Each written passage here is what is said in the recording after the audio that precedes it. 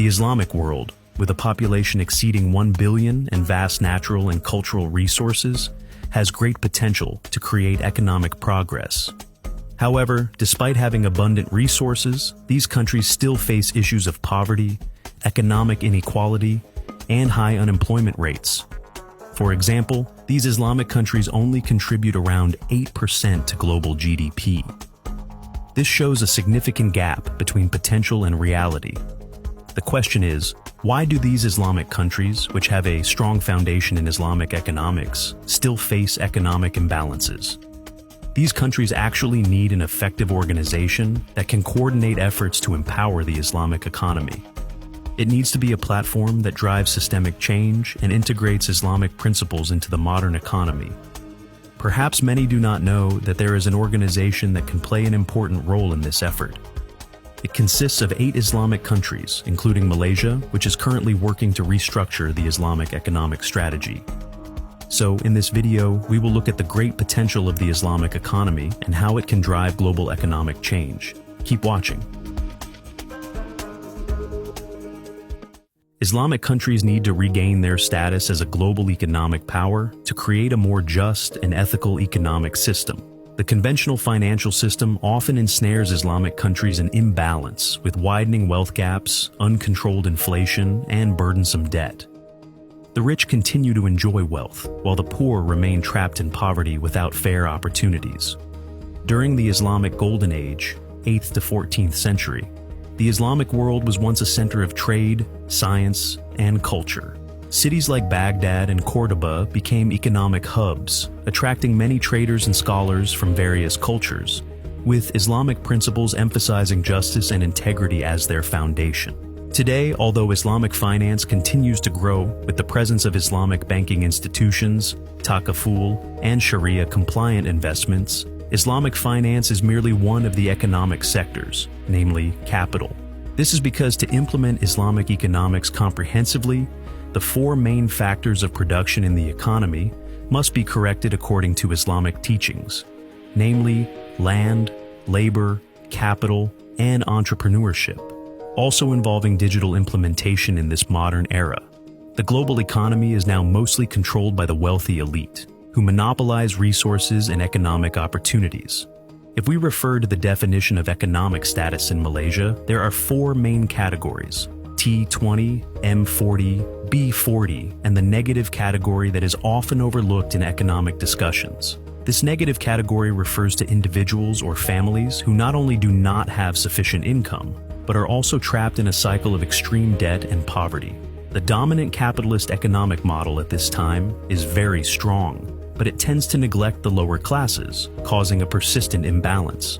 The Islamic world needs to burst this bubble to ensure that all segments of society receive their rights fairly. For example, the upper class should have the responsibility to return a small portion of their wealth to the lower class.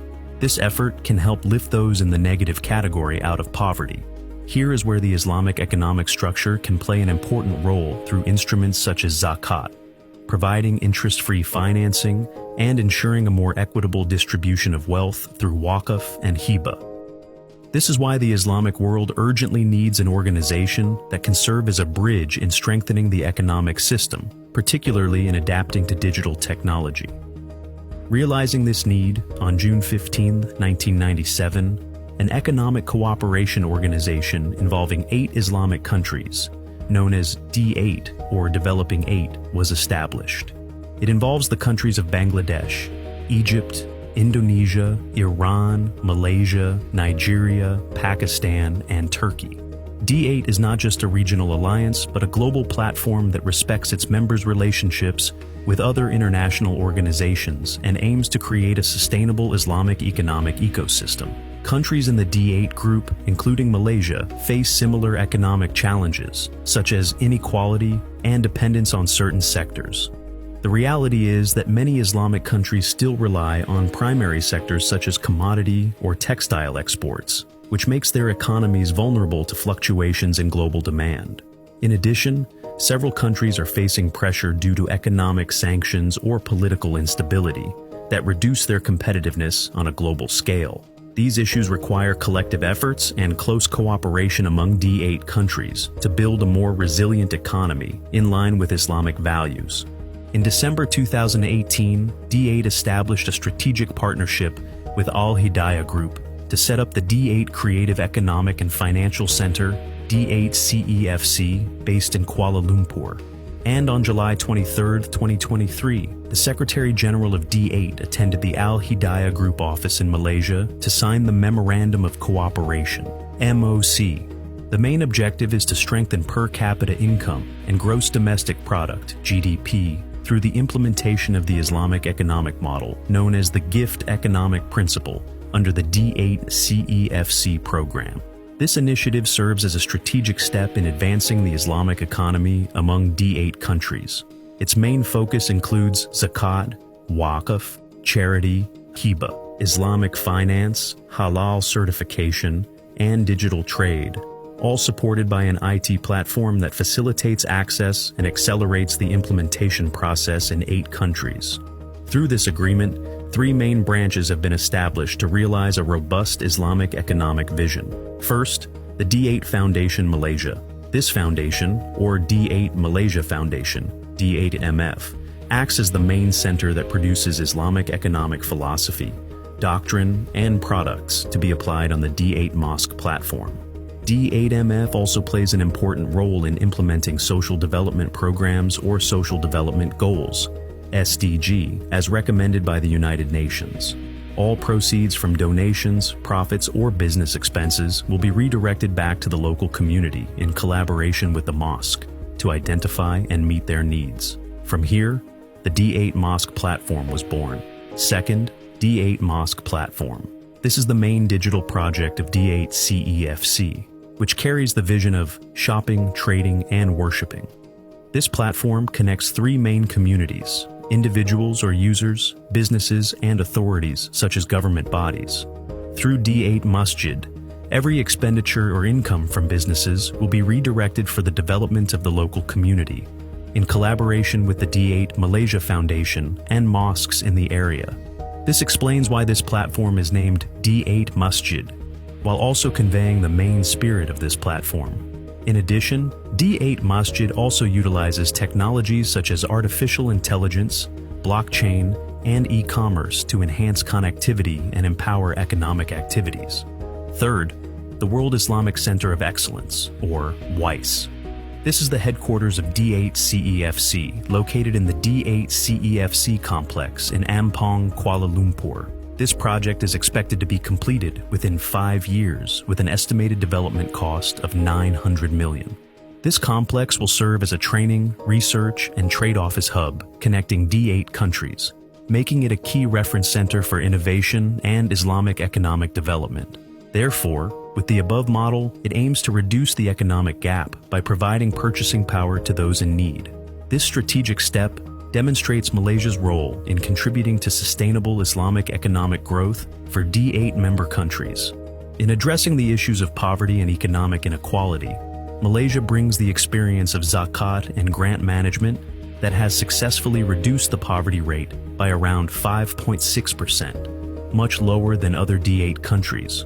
Through the digital zakat and hiba program, assistance can be distributed more quickly and transparently using digital platforms. At the same time, with an internet penetration rate exceeding 90% and rapid digital infrastructure, Malaysia can become a model in developing a digital economy. Through the D8 Masjid platform, Malaysia will support the efforts of partner countries in enhancing access to the digital economy. Based on the available data, this platform is estimated to generate transactions worth 299 million USD. It also has the potential to contribute to the combined GDP of the D8 countries, which is projected to reach 38 trillion USD by 2050, making it the 3rd largest economy in the world. With a population of more than 1.2 billion people, this platform will connect business communities and provide extensive economic opportunities, from cross-border trade to investments that leverage Islamic finance principles. In this program, D8 Masjid functions as a digital ecosystem that unites various e-commerce activities and trade among D8 countries. In addition, Malaysia also assists D8 countries in their efforts to diversify their economies by sharing its experiences in the manufacturing and high-tech sectors. Malaysia has successfully reduced dependence on the primary sector and increased the manufacturing sector, which now contributes more than 25% to the country's GDP. Malaysia has become an example in introducing policies that support the development of various economic sectors. Through the D8 CEFC program, B2B and B2C platforms are being developed to enhance intra-D8 trade and expand access to global markets. This program will help member countries expand import-export activities, generate stable income, and reduce the risk of dependence on commodities. With close cooperation, Malaysia and D8 are building a more robust, balanced Islamic economic system. In conclusion, D8 plays an important role in addressing various economic issues faced by its member countries. These measures help member countries to reduce economic risks, enhance competitiveness, and create a more just, sustainable, and inclusive economic ecosystem on a global scale. With these continuous efforts, the Islamic economy has the potential to become one of the new alternatives in the global economic model.